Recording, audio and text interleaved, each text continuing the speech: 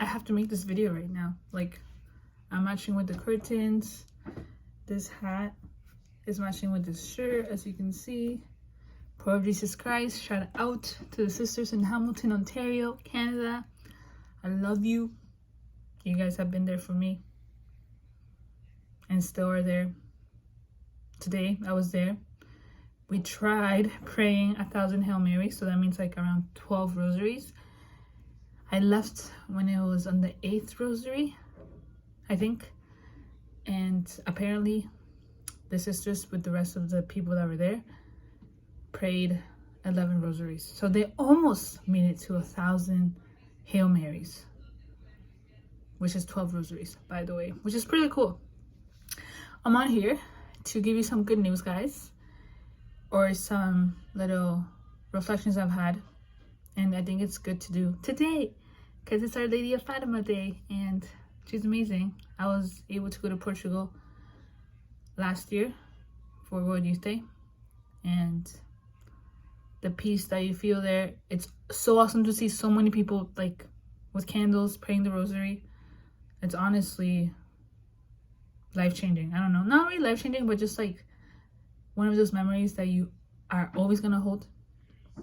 But what I'm trying to tell you guys today, right? Today I said I'm gonna tell you something, is a little reflection that I've had with God's love in my life, because he's always there. God's love is always there.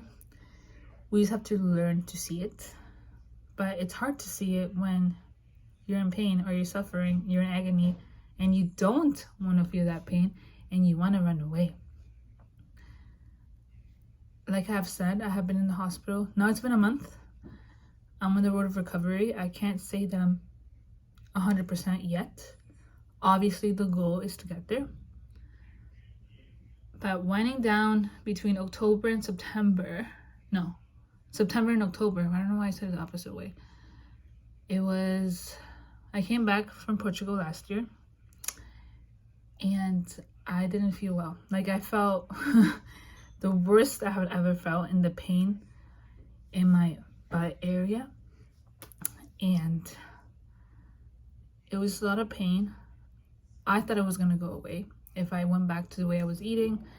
I eliminated a lot of food. I was literally just eating chicken, grass-fed chicken, what else? Eggs, and that was pretty much my diet. And then I would have pineapples, mangoes, juice, and soups. Yes, lots of soups, like carrot soup. Oh, and bone broth. I was having that. But even after just eating that, I was still in a lot of pain. Like, my stomach was just on fire. Anything I would eat, and I would just blame it on the stuff I had in Portugal, because when I was in Portugal, I wasn't following any diet. So I'm like, oh, I need to recover from this. But I was not recovering.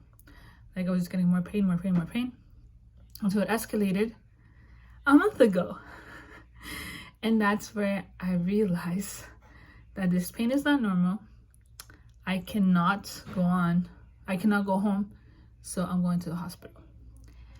And guys, before I went to the hospital, it was really cool experience. It's not a cool experience feeling pain, but it's a cool experience to know that God is there.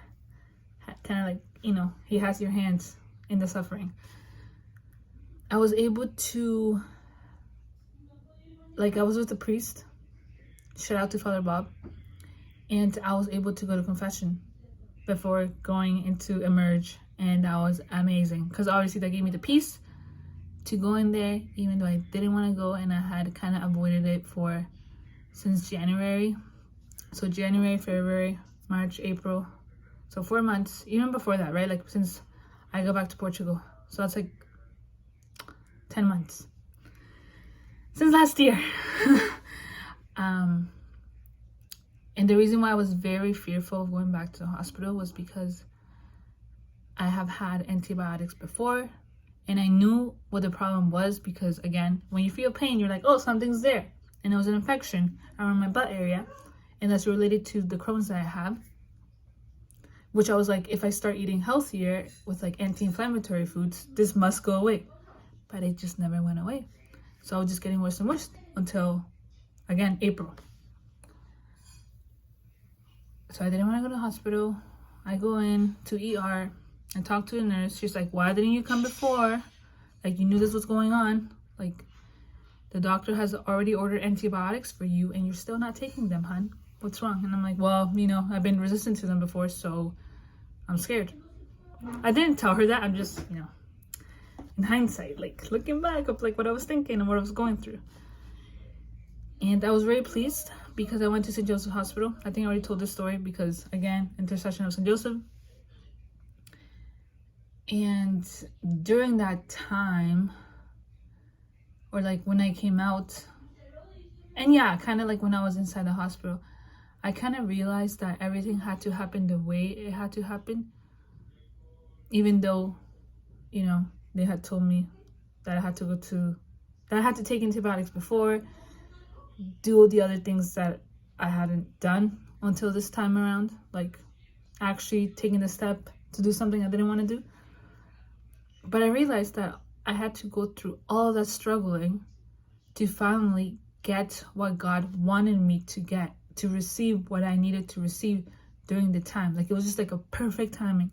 Because the reason why I'm telling you this, guys, is the day I went inside the hospital, it was the day that I started losing the most blood.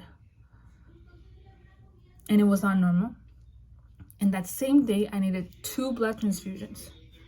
But because I was so blinded, I thought I was going to be okay. So I kind of disregarded those side effects. Literally, like I'm just going to get better. I'm just going to get better.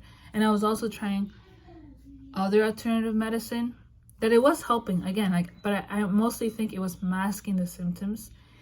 And important to know, another thing was that my mom, she kept insisting that I take antibiotics.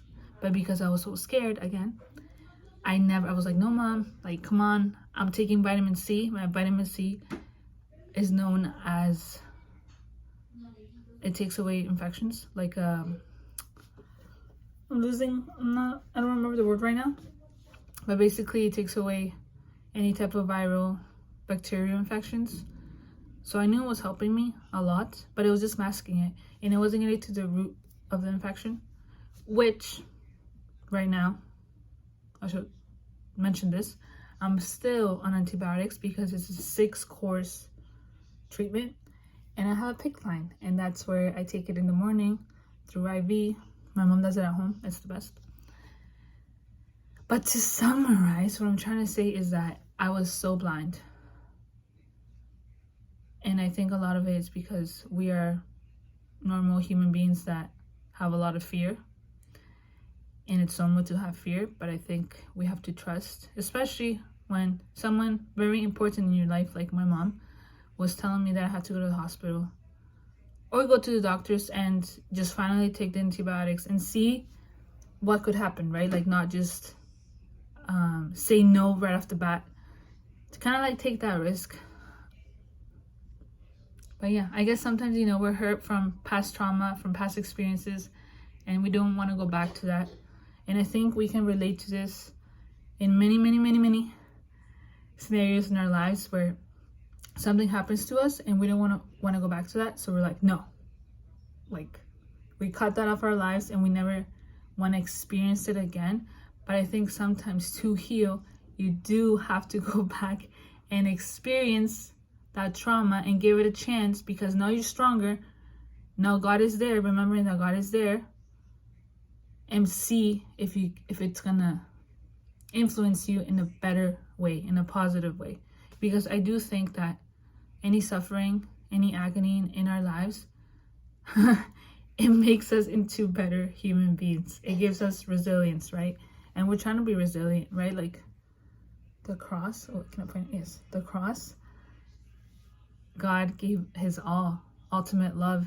And if we learn to be able to receive that suffering openly and learn that God is there with us and remember that he loves us and there's a reason why we're going through this, it makes all the difference. I think that's everything I wanted to say. Come Holy Spirit, Pentecost is coming up and I'm very excited for it. And yeah, thank you guys so much for listening. 10 minutes, damn, that's a long video, but thank you for listening, and God bless you guys. See you soon.